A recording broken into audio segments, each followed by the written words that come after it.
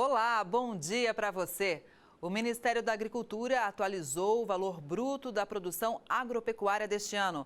Até o momento, a produção agropecuária está em pouco mais de 806 bilhões de reais, um salto de 11,5% em relação aos números de 2019. Os destaques ficam para a produção de milho e café, além da produção de bovinos com a pecuária. O valor bruto da produção agropecuária é um cálculo que mostra a evolução do desempenho das lavouras e da pecuária no decorrer do ano.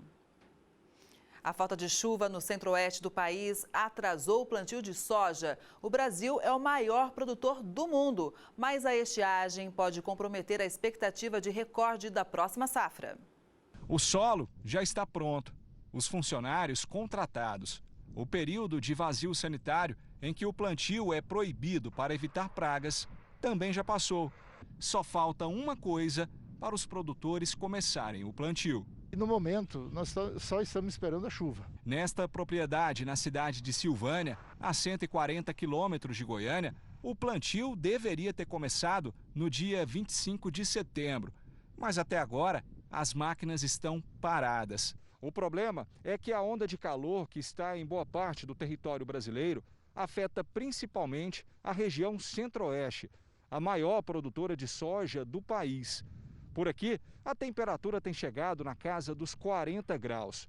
O sol forte, o solo seco e a falta de chuva têm atrasado o início da próxima safra. Em 2019, por exemplo, a gente teve um plantio muito atrasado aqui no estado, muito mais do que está previsto para esse ano, e ainda tivemos uma safra boa, tanto na soja, como também uma safrinha de milho, que apesar de ter plantado mais tarde, ainda foi uma safrinha adequada. O Brasil é o maior produtor de soja do mundo.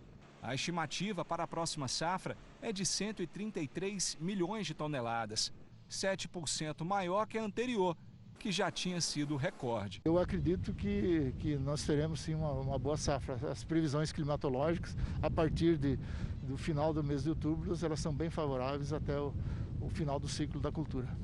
O clima quente das últimas semanas beneficiou as vendas de laranja no mercado doméstico, enquanto que as cotações do limão Tahiti caíram.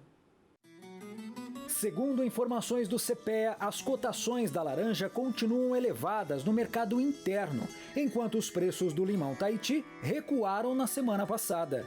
Para a laranja, o clima quente e seco desfavorece o desenvolvimento das frutas, mas eleva o consumo.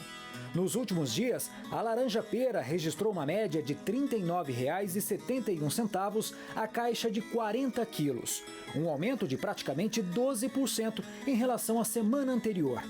Quanto ao limão Tahiti, a oferta de fruta de qualidade está restrita, mas há maior disponibilidade de produto miúdo. A caixa de 27 quilos fechou em R$ 64,50, 20% inferior aos valores registrados anteriormente, quando a caixa estava saindo por R$ 90. Os preços de algumas frutas e verduras estão em alta. Quem acompanha diariamente o Record News Rural sabe que os diversos fatores podem influenciar nos valores, mas sempre existe um jeito de driblar essas altas. O que você vai ver agora na reportagem de Fábio Peixoto. Comer bem e gastar menos tem um sabor muito mais gostoso, né? Mas alguns alimentos estão com os preços bem salgados. Só aumenta. Bem que eu gostaria que meu salário também aumentasse, né? Tô achando tudo mais caro. Enfim, tá mais complicado, até na feira. O Índice Nacional de Preços ao Consumidor Amplo mostrou que entre as maiores variações estão o óleo de cozinha, o arroz, o tomate, o leite e as carnes. Isso é algo temporário. Você tem pouca oferta e muita demanda. As pessoas estão mais em home office, deixando de consumir nas ruas. Consequentemente, o que você vai ter que fazer? Comer em casa. Em contrapartida aos alimentos que aumentaram os valores, outros diminuíram. Como, por exemplo, a cebola, a batata inglesa e também o alho. É importante criar estratégias e seguir algumas dicas. A primeira dica é a questão de comprar em conjunto. Uma segunda dica é trocar o consumo. Terceira dica é o que acontece atualmente nos grandes mercados. É você utilizar basicamente os dias de promoções. Verdura R$ 2,00, 3 por 5, tudo na promoção hoje. Quem vive da agricultura sabe que não dá para apostar só numa produção, né? Ainda mais se for uma cultura sazonal. Por isso, muitos produtores rurais estão investindo cada vez mais na diversificação. É o caso do Edson, que começou com maracujá e hoje trabalha com melancia, abóbora e abacaxi. A última colheita de melancia é exibida com orgulho pelo produtor Edson Roge, da linha 180, zona rural do município de Castanheiras. A safra do último mês de julho superou as expectativas, principalmente pela qualidade da fruta. O produtor, que veio do Espírito Santo há 7 anos, escolheu Rondônia para construir uma família e apostou na agricultura como fonte de renda. Na propriedade de cerca de 6 hectares, além da melancia, o produtor também cultiva abacaxi e abóbora. Então, a gente veio aqui passear aqui para conhecer, visitar uns parentes que a gente tinha aqui e gostamos, né, da região. A região que é mais propícia para a agricultura, tudo mais baixo, né? Lá onde a gente mora é bastante morro, né? E aí resolvi vir para cá e investir na agricultura, né? Então, a primeira coisa que a gente produziu aqui na propriedade foi o maracujá, né? E a gente, na época, estava começando o plantio, a gente achou que era uma oportunidade boa. Foi inclusive o que fez eu ficar aqui, né? A esperança de produzir o maracujá. E daí, com o tempo, a gente passou para melancia e para o abacaxi. Hoje a gente produz também abóbora, produz café também, né? A maioria da produção tem destino certo. Segundo o produtor, cada cultura requer um cuidado especial. No caso do abacaxi, mesmo com sistema de irrigação, em época de estiagem, o manejo é diferenciado e mais trabalhoso. A questão do abacaxi agora, na época da seca, a gente tem que gastar mais tempo irrigando, né? Tem um gasto a mais com a compra da irrigação. E tem que cobrir o abacaxi com a palha para poder ele não queimar. E ele não, mesmo assim, a planta não responde da maneira que é na época quando está chovendo, né? O desafio maior é esse, o sol muito quente, né? Aqui a gente está com 60 mil pés que é plantado e tem mais uma área de 40 mil que foi plantado recente agora, né? Esse já está chegando no ponto de colheita agora, né?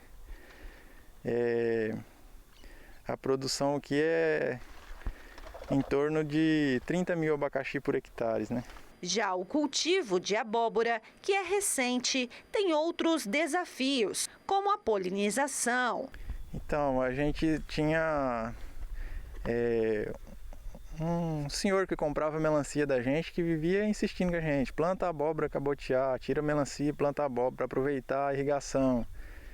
E aí foi passando e a gente resolveu fazer o teste, né? Lá ano passado eu fiz um experimento, né? E deu uma rentabilidade boa. E esse ano eu aumentei a área, acabei aumentando porque precisou diminuir a área da melancia e plantei uma área maior de abóbora, né? E tem dado bom resultado, ela tem uma saída muito boa. E o preço agora, né? Para revenda tá um preço bom também, ajudando. O desafio maior é a polinização, que tem que ser feita manual, né? Todo dia cedinho a gente tem que estar aqui. Essa época agora o sol é muito quente, então quando dá em torno das 9 horas a flor já está começando a murchar, né? Então a gente tem que pegar bem cedinho para dar conta de fazer tudo até 9 horas, né? Mas é a melancia a paixão do produtor. A última safra que mostramos no início desta reportagem rendeu 40 toneladas. A melancia, na verdade, foi o principal da gente aqui, né? Que a gente vem produzindo mais melancias mesmo. Mas esse ano a gente acabou diminuindo um pouco a área por causa da incidência da virose, veio mais cedo, né? Mas a melancia tem dado um resultado muito bom. Tem um mercado bom, né? Que é o consumo de melancia nessa região nossa aqui é muito grande. Então, sempre falta. A gente não produz o suficiente para suprir esse mercado ainda, né? Mas é uma cultura que eu gosto muito de trabalhar mesmo com a melancia e eu pretendo continuar com ela e aumentar a área, né? De acordo com os anos aí. A gente tem conseguido atingir uma qualidade muito boa dos frutos, né? É um fruto bem doce, o padrão da casca bonita, o tamanho, a gente conseguiria atingir um peso bom, né? E a produtividade que a gente tem aqui em torno de 40 toneladas, né, por hectare. Tem dado uma produtividade muito boa, né, e qualidade boa também nos nossos frutos. O sucesso é resultado de muito trabalho e ações específicas que garante o controle de pragas e uma melhor qualidade da produção.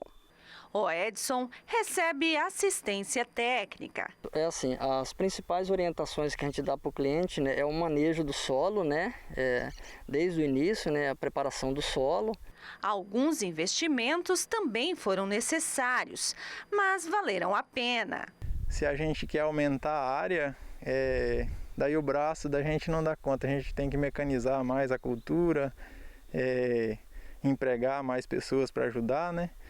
Então daí o investimento vai aumentando. A gente tem que investir mais na área para conseguir produzir uma quantidade maior, né? Então acaba tendo que mecanizar e tem um investimento a fazer aí, né? Como eu disse, né, o consumo muito grande, tudo que a gente produz aqui, qualquer chácara pequenininha que o produtor tiver e produzir uma hortinha, alguma coisa que tem o consumo, consegue vender, né? Então aqui é o mercado para a gente vender essa produção agrícola que a gente tem aqui é muito bom. Então eu pretendo continuar por aqui mesmo. A Associação Nacional dos Fabricantes de Veículos Automotores divulgou uma nova previsão para a queda na produção de caminhões para este ano. A associação já previu uma queda de 40% nos números totais deste ano por causa da pandemia. Porém, a entidade agora acredita que a queda deve ficar em 35%. Apesar de ser um número alto e o pior desde 2013, mostra que o setor continuou firme, mesmo no pico da crise causada pela Covid-19. As cotações do açúcar cristal voltaram para a casa dos R$ 90 por saca. Esse valor não era observado desde o fim de dezembro de 2016. Segundo informações do CPEA, o indicador no mercado paulista registrou um aumento de 0,3%, com a saca de 50 quilos custando R$ 90,42. Pesquisadores afirmam que a alta nas cotações se deve à restrição de oferta no mercado interno, em especial o do Icunza 150. A quantidade de mandioca processada nas fecularias aumentou consideravelmente na última semana. E essa alta tem animado os produtores que seguem avançando na colheita da atual safra. As últimas altas nos preços de mandioca animaram os produtores que seguem avançando na colheita e entrega da atual safra, elevando assim a moagem em diversas empresas. Dados levantados pelo CPEA apontam um aumento de pouco mais de 1% na quantidade de mandioca processada pela indústria de fécula, totalizando 23 mil toneladas. Porém, a oferta ainda é considerada restrita, enquanto a demanda continua firme, cenário que tem elevado os preços. O valor médio nas fecularias nos primeiros 9 dias de outubro foi de R$ 552,39, quase 4% acima da média dos valores registrados anteriormente. Olha, o preço da mussarela subiu mais de 30% no decorrer deste ano. E o reflexo vem da produção e da demanda, que ficaram em desequilíbrio com a pandemia do coronavírus. Veja os detalhes na reportagem. O queijo mussarela é um dos ingredientes queridinhos do brasileiro. O Vinícius usa em quase todas as refeições. Mas por causa do preço, ele está tentando diminuir o consumo. A mussarela aumentou bastante. Esses dias eu acho que eu peguei, era 500 gramas e deu acho que R$15, né, amor? R$15, achei caro. De janeiro a setembro desse ano, o quilo da mussarela aumentou mais de 31% no varejo no estado de São Paulo. De R$ 32,49 passou a custar mais de R$ 42. Segundo os especialistas, um dos principais motivos para esse aumento é o desequilíbrio entre a produção e a demanda. Porque eles não estavam produzindo. E aí começaram a abertura do restaurante. E aí a produção ela não veio tanto quanto a demanda. No atacado, o aumento foi de mais de 56%. E o queijo está custando mais caro que alguns cortes de carne. Os especialistas dizem que é difícil prever quando o preço deve estabilizar. Mas se não acontecer logo, os consumidores devem ficar preparados. A gente não sabe quanto tempo vai durar a crise, então acreditamos que muito pouco tempo, antes de dezembro, teremos que repassar alguma coisa dos custos. Eu diria para você que quase não dá mais para segurar. Na parcial deste mês, o indicador da saca de milho já acumula um aumento de 7%. De acordo com o Centro de Estudos Avançados de Economia Aplicada, o CPEA, a demanda aquecida nos portos é um dos motivos que explicam a alta. Na parcial da primeira quinzena deste mês de outubro, o indicador da saca de 60 quilos do milho atingiu o preço de R$ 68,12, uma alta de 7% no acumulado do mês. Segundo informações do CPEA, a baixa disponibilidade no mercado interno, a posição firme de vendedores e a demanda aquecida nos portos sustentam um movimento de alta nos valores, que é observado em quase todas as praças acompanhadas pelo CPEA. Em alguns casos, cooperativas e consumidores cedem e pagam os preços maiores pedidos por vendedores para conseguirem realizar novos negócios. Milhares de abelhas apareceram mortas no interior de Minas Gerais. A suspeita é de que alguém tenha jogado veneno na colmeia. Parte de uma praça ficou coberta pelo enxame. A colmeia ficou desfigurada e apenas algumas abelhas continuaram no local. A Polícia Militar de Patos de Minas informou que matar esses insetos é crime ambiental. Além disso, a redução de populações de abelhas no mundo tem preocupado especialistas. Até mesmo a ONU já alertou para o risco de escassez de alimentos por causa da falta de insetos que são polinizadores, ou seja, ajudam no transporte de pólen das flores. Cerca de 70% dos alimentos consumidos por humanos precisam desse processo que as abelhas fazem. E falando em abelhas, a Câmara de Vereadores de Florianópolis aprovou uma lei que reforça a proteção às abelhas nativas sem ferrão. A intenção é estimular a polinização urbana no município e incentivar esse desenvolvimento sustentável na capital. Só na ilha de Santa Catarina são 34 espécies nativas de abelhas. Confira os destaques agora na reportagem. Os amigos e sócios Edson e Antônio decidiram usar o sítio da família para também criar abelhas. A propriedade fica no norte da ilha, em Florianópolis. Já são 6 meses se dedicando à criação de abelhas sem ferrão. A ideia é criar os animais para o uso na polinização. Onde você pega, tem um plantador de morango, ele precisa de uma espécie determinada que chama jataí, porque se não tiver polinização, o morango sai atrofiado, não sai aquele morango bonito. Então a gente faz tipo um aluguel de abelhas. A pessoa tem uma propriedade, ele solicita o nosso serviço e a gente leva as caixas para lá e fica polinizando por 5, 10 dias. O projeto aprovado pelos vereadores e que será sancionado pelo prefeito nos próximos dias vem incentivar e apoiar a implantação de estações de meliponários em áreas públicas, centros de saúde, escolas, parques e até uma unidade de conservação. No sítio do Edson e do Toninho já são 18 caixas com 6 espécies de abelhas. Nós temos a intenção de chegar até o final do ano com 80 caixas e até o final do ano que vem com 200 caixas. Trabalhando exclusivamente com o serviço de polinização e alguma coisa de própolis. O mel a gente quer deixar sempre, que é o alimento das abelhas, a gente quer deixar sempre para as abelhas. A gente não quer fazer comercialização do mel, entendeu? O médico veterinário da Cidasc explica que qualquer família pode criar abelhas sem ferrão em casa.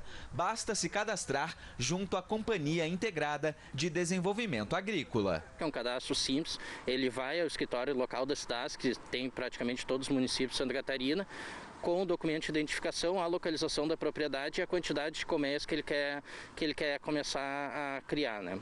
Há uma série de recomendações que precisam ser levadas em conta quando o assunto é criação de abelhas. Mas o interessante é que, seja no campo ou na cidade, não há restrição para o manejo desse animal, que tem um papel crucial no equilíbrio dos ecossistemas. Toda a mortalidade ou toda a alteração que o produtor verificar nas suas colmeias, ele deve entrar em contato imediatamente com a Cidasc, que a gente um médico veterinário vai até a propriedade avaliar a causa e, se necessário, vai enviar amostras para análise de enfermidades ou, inclusive, hoje em dia a gente tem um programa que faz análise de agrotóxicos que estão levando à mortalidade das abelhas. Os preços da melancia registraram alta na semana passada, tanto na roça quanto no atacado. De acordo com informações da equipe do Hortifruti CPEA, apesar da oferta em Uruana, Goiás, estar elevada, a demanda foi beneficiada pelas altas temperaturas no estado de São Paulo. Assim, a melancia graúda teve média de 68 centavos o quilo na cidade de Goiânia, um aumento de 21% frente aos dados da semana anterior. Na CEAGESP, o preço ficou em torno de R$ 1,48 o quilo, 20% superior aos últimos valores. Para as próximas semanas, a região de Uruana deve continuar em pico de safra. Portanto, os valores de comercialização vão depender da demanda e da normalização dos entraves logísticos, como valores de frete nas rodovias e mais caminhoneiros trabalhando nas entregas do produto. Apesar do bom momento nas exportações, os preços da manga na região do Vale do São Francisco fecharam em queda nos últimos dias. Acompanhe. Os preços da manga no Vale do São Francisco, região da Bahia com Pernambuco, fecharam em queda na semana passada. A Palmer teve um recuo de 15%, saindo a R$ 1,07 o quilo, enquanto a Tome desvalorizou 8%, tendo uma média de 65 centavos o quilo. Apesar do bom desempenho das exportações da fruta, o preço não tem encontrado sustentação devido à oferta nacional. E de acordo com o HF Brasil, as perspectivas para as próximas semanas, por sua vez, ainda são controversas, principalmente para a Palmer. Alguns agentes apostam em queda diante do período de pico da safra nas regiões do semiárido, enquanto outros acreditam que o fim da safra espanhola possa impulsionar os envios brasileiros da Palmer à União Europeia. Já a Tome, os preços devem continuar baixos, pelo menos enquanto permanecer a boa demanda norte-americana. A inflação teve a maior alta para o mês de setembro desde 2003, efeitos da pandemia e do aumento de preços dos alimentos. O arroz, que já estava caro, subiu ainda mais. A alta em setembro foi de 27,5%. E o arroz, então, que já estava caro e subiu quase 18%. E teve ainda o aumento do tomate, de quase 12%, e das carnes, mais de 4,5%. O real valendo pouco contribui para essa exportação. Essa redução da oferta de alimentos aqui dentro, evidentemente, que pressiona os preços. Ou seja, é algo pontual que eu acredito vai incomodar até o começo do ano que vem, mas não é uma coisa que vai se espalhar para o resto da inflação. Entre tudo que a gente compra e consome, são os preços dos alimentos que mais vem pressionando a inflação. Foram o principal motivo da alta de 0,64% no mês passado. Foi o maior aumento neste ano e desde 2003 o índice não subia tanto em um mês de setembro. O economista diz que apesar de ter acelerado, a inflação não é generalizada e vai terminar o ano abaixo da meta do governo de 4%. Só que o peso dos alimentos é muito maior no orçamento de quem tem renda menor. A inflação tem outros itens, né? E que no seu conjunto ela ainda continua comportada e que pese o fato da alimentação nesse momento causar o desconforto. A Record News também pode ser vista ao vivo pela internet. É só você acessar youtube.com/Record News ou apontar a câmera do seu celular para esse QR Code que aparece aí na tela da sua TV e acessar direto o nosso canal. Se inscreva para acompanhar também os nossos vídeos exclusivos. Os cafeicultores estão na expectativa de mais chuva nas lavouras. O volume registrado nos primeiros dias do mês não foi suficiente para o desenvolvimento das floradas. Choveu em algumas regiões produtoras de café nesta primeira quinzena de outubro, mas ainda assim o volume não foi o suficiente para auxiliar no desenvolvimento das floradas. Em todo caso, alguns agentes relatam que a chuva ajudou com os picos de calor nos cafezais, visto que as altas temperaturas estavam prejudicando as condições fisiológicas dos pés. Os cafeicultores ainda esperam por mais incidência de chuva nas lavouras nos próximos dias. Quanto ao mercado, de acordo com o CPEA, por conta do clima, as negociações seguem bem calmas.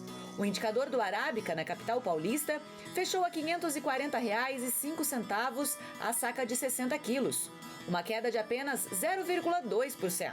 enquanto o Robusta teve um avanço de 0,24%, com os preços da saca em R$ 397,28. A gente sabe que o sustento de muitas famílias vem da terra. E com a Maria Aparecida de Porto Velho, Rondônia, não é diferente não. É da sua pequena produção, no quintal de casa, que vem parte da renda. E o sonho agora é aumentar ainda mais essa produção. Um meio de desestressar e tirar o sustento da família. Aparecida Auxiliadora, mais conhecida como Cida do Pão, encontrou na produção rural um grande aliado. A horta, que começou a ser cultivada há cerca de 6 anos, tem mastruz, manjericão, cebolinha e hortelã. A produtora conta que morava no interior do estado e veio para a capital para cuidar do pai, que estava doente. Na verdade, eu vim para cá para cuidar do meu pai. Aí eu fiquei com ele no hospital internado. Ficava 15 dias no hospital e 15 dias na estrada, voltando por causa que eu tinha um trabalho fixo lá em Rolando de Moura, né? Meu pai chegou a morrer no dia 7 de agosto de 2014. Aí eu resolvi ficar aqui de vez.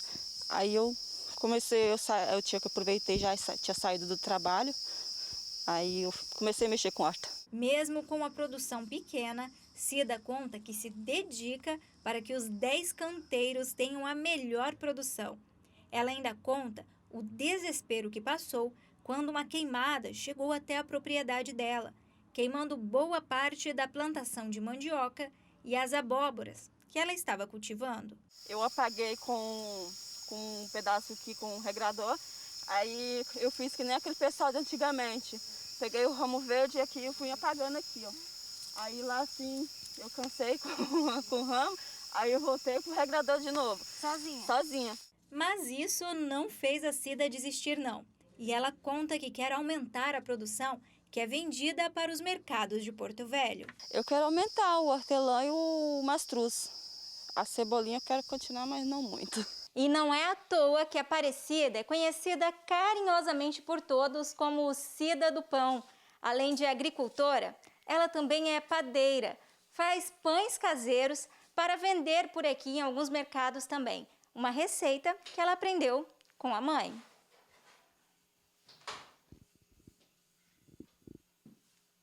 E ela conta que a ideia de vender pão veio na hora certa. Pão aqui é o que me garante mais a renda, por enquanto. A propriedade que a produtora mora não é dela. Um amigo cedeu o sítio para que ela pudesse morar com os 3 filhos e tirar da terra o sustento da família. Mas se tem uma coisa que a Cida sabe fazer, é sonhar. Meu sonho? Dá para ser 4? Pode ser quando você quiser. Não, tô brincando. Meu sonho é de ter minha casa. Se Deus quiser, um dia eu quero ter a minha casinha, se Deus quiser. O milho e o farelo de soja, 2 importantes insumos usados no setor avícola, estão mais caros para o produtor. Com isso, o poder de compra do setor, claro, diminui. Confira. Os aumentos nos insumos utilizados no setor avícola têm reduzido o poder de compra da avicultura de corte neste mês. De acordo com a equipe de grãos do CPEA, o recuo de vendedores e a forte demanda de compradores têm elevado consecutivamente os preços do milho e no mercado de farelo de soja, a oferta do derivado está baixa. Para o frango vivo, o bom momento nas vendas da carne, principalmente no mercado doméstico, faz com que as cotações do animal também subam. As exportações de ovos in natura caíram no mês passado. O recuo chega a 27%, com apenas 50 toneladas exportadas. De acordo com informações do Centro de Estudos Avançados em Economia Aplicada, o CPEA, as exportações de ovos in natura fecharam em queda no mês de setembro. Esse, aliás, foi o menor registro desde maio de 2006. Colaboradores do CPEA apontam que as embarcações já foram a alternativa do setor para escoar parte da produção. Enquanto neste ano, a drástica redução das exportações reforça o cenário de oferta elevada, que vem pressionando os valores no mercado interno desde maio. No mês passado, o Brasil exportou um pouco mais de 50 toneladas de ovos, volume 27% abaixo do registrado em agosto e ainda 63% menor que a quantidade embarcada no mesmo período do ano passado. Já no mercado interno, a forte onda de calor entre o fim de setembro e o início de outubro resultou no aumento de mortalidade de diversas galinhas nas regiões produtoras. Cenário, aliás, que pode limitar a produção nos próximos meses. Exótica e muito apreciada na gastronomia europeia, a alcachofra vem conquistando cada vez mais os brasileiros. Tanto que já tem produtor trabalhando com a flor no interior paulista, em Santo Antônio do Pinhal. E a cidade tem até um festival para celebrar a temporada de colheita, que acontece apenas uma vez por ano. Com a primavera, uma iguaria retorna à mesa, a alcachofra. A flor, apreciada desde os tempos da Cleópatra, é muito consumida no Brasil. Diz umas histórias antigas que Cleópatra, quando tinha algum servo comendo alcachofra, que mandava eliminar.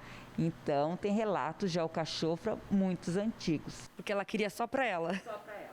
Mas eu conheço muitas receitas da Itália e muitas receitas da Espanha. A alcachofra é saborosa e lembra um outro vegetal também muito apreciado. Ela lembra muito entre palmito e aspargo. Para quem nunca comeu alcachofra, eu coloco essa referência. Na Serra da Mantiqueira, a flor se desenvolve muito bem.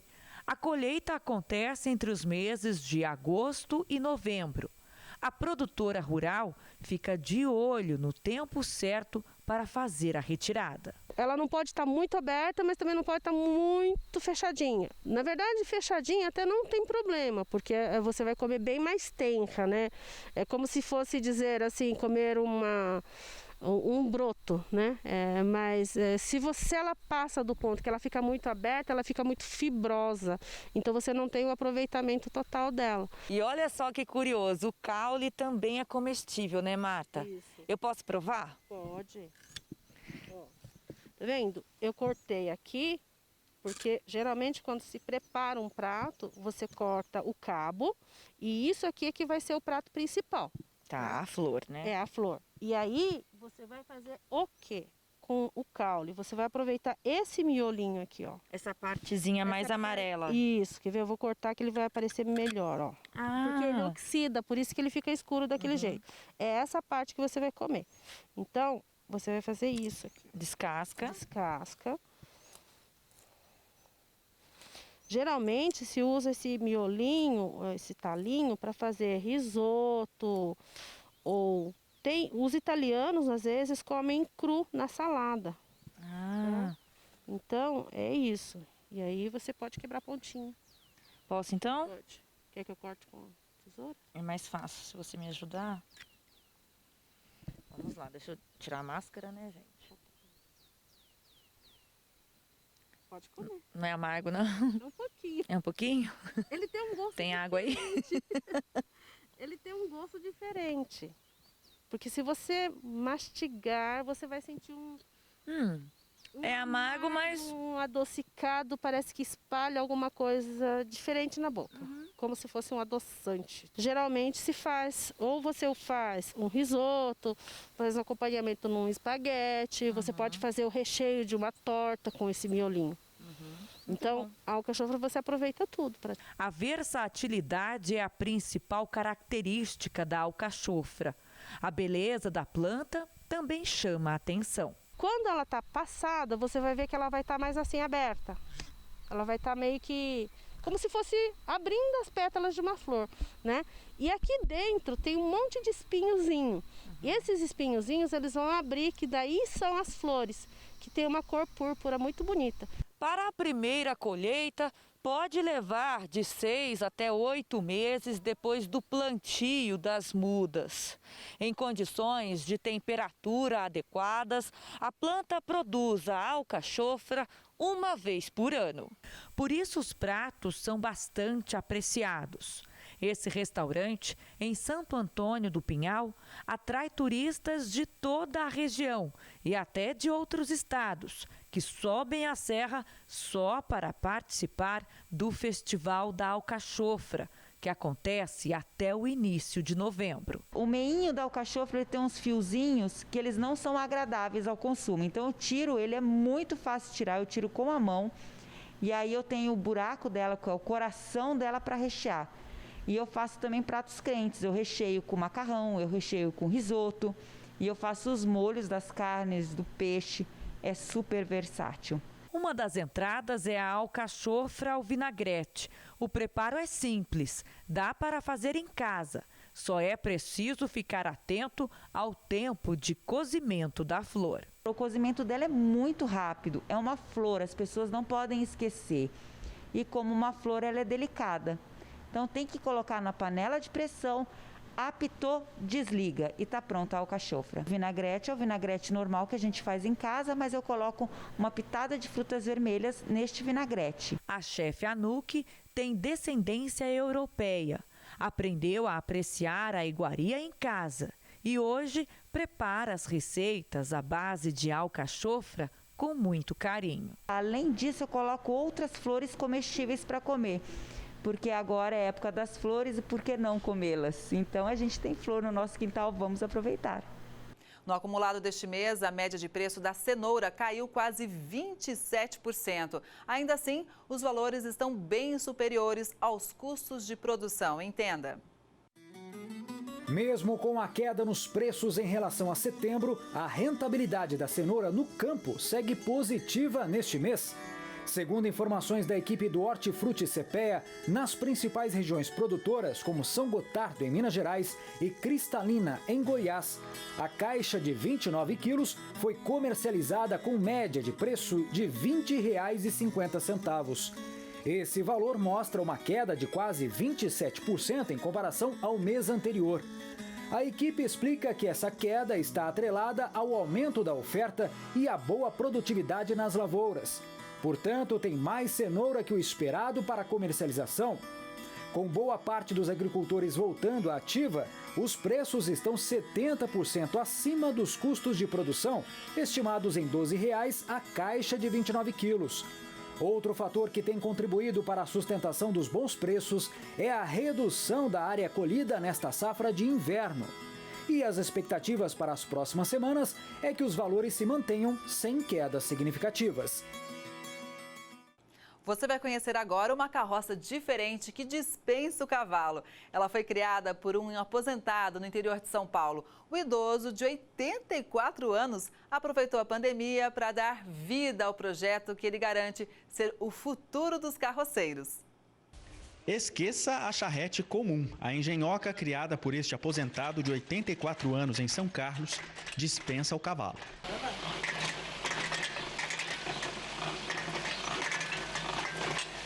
Foram 3 meses de dedicação e criatividade para construir o gafanhoto, nome que o TID deu para a invenção por causa da semelhança com o inseto. Nessa pandemia que eu fiquei parado, que eu não pude trabalhar mais, eu vim aqui para a chácara porque eu faço hemodiálise. Um dia eu venho, outro dia não. E deu na ideia de montar isso aí. As pernas de metal funcionam com a ajuda do motor, tirado de um carrinho para deficientes físicos. Os pneus são de moto. O painel tem 2 velocidades. Um eletricista ajudou no projeto. A charrete tem farol e dá seta. O TID gastou cerca de R$ 500 para deixar o gafanhoto pronto. O banco leva até 2 pessoas. E essa parte de trás aqui, apesar de pequena, suporta até 100 quilos. Boa parte do material para fazer a charrete veio do ferro velho. De vez em quando é preciso carregar a bateria para fazer o motor trabalhar. TID foi comerciante a vida inteira, mas sempre gostou de inventar moda na chácara da família. Esse poço decorado com brinquedos tem motor de portão eletrônico. E o balanço feito por ele tira sorrisos dos netos até hoje. Aqui nessa chácara aqui, o tanto de coisa que ele já criou e tudo coisa engraçada, também cheio de piadinha, alegrando nossos dias. A charrete meio robô também fez sucesso nas redes sociais. O inventor pretende deixar a máquina mais forte, segura e fácil de dirigir. Se alguma empresa se interessar, o gafanhoto, quem sabe, pode trazer alegria para crianças e alívio aos animais. Isso aí é para poupar animais, né? Poupar animais e serve para brinquedo para criança que não usa.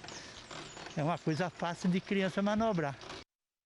Um cão de guarda de uma casa no interior de São Paulo que não tem nada de cão. Quem domina o lugar é o xerife, um boi que virou atração e, claro, faz o maior sucesso. O Sansão é um dos animais de estimação da família Cardoso. O cão gosta de passar boa parte do dia assim, deitado, bem tranquilo.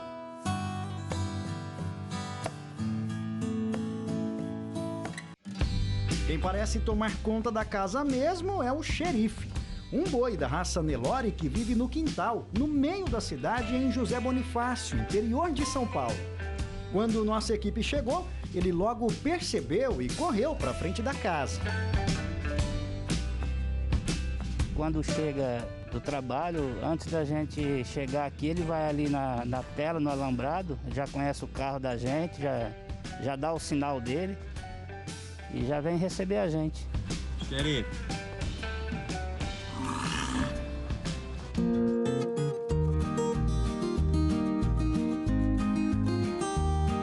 O mascote da casa pesa cerca de meia tonelada e consome em média 25 quilos de ração por dia. Seu Marinaldo é quem fica responsável pela alimentação do xerife, que também gosta bastante de comer frutas. Come fruta, banana, maçã. Banana e maçã é o que ele mais gosta.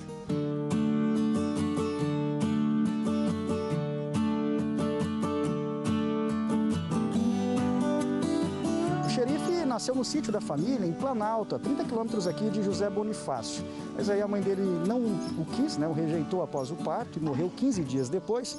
E aí ele veio para cá, ainda com 2 dias de vida. A intenção é que ele ficasse por aqui por cerca de 10 dias, até que ele tivesse condições de voltar para o pasto. Só que aí a família pegou amor e olha só o resultado. Há 2 anos, o xerife tomou conta aqui literalmente do quintal da casa. E olha só o tamanho do animal de estimação deles aqui, ó.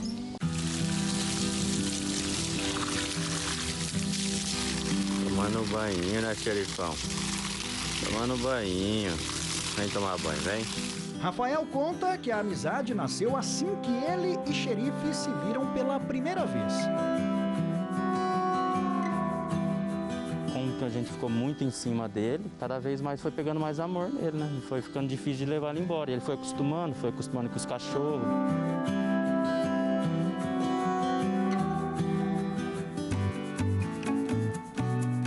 Maria Luísa é namorada do Rafael e ajuda a cuidar do xerife desde que ele chegou. Ela conta que no começo passou várias noites sem dormir para tomar conta dele e chegou a ficar muito doente quando ainda era bezerro. A amamentação dele foi um pouco assim complicada, né? Porque ele não tinha muita imunidade devido a não ter mamado o colostro da mãe, então a gente precisava ficar manipulando o leite aqui em casa. Quando não trazíamos leite de outro animal da fazenda, a gente manipulava o leite em pó. E aí a gente acordava de 4 em 4 horas para estar administrando a amamentação dele, para que ele crescesse assim saudável. Xerife, o que você fez na cara? Por que você fez isso, filho? Olha aí o que você fez. Hoje eles se dão muito bem. Exceto quando ela se aproxima do Rafael. É que xerife tem ciúmes do dono e tenta afastar os dois a qualquer custo. Tem ciúmes do Rafael. Se eu entro ali dentro, ele não me faz nada se eu tô sozinha. Agora, se eu tô junto ao Rafael, ele vai me apartando, me levando assim, de longe, devagarzinho. Ele não me machuca, mas para me apartar do Rafael, ele tem ciúmes.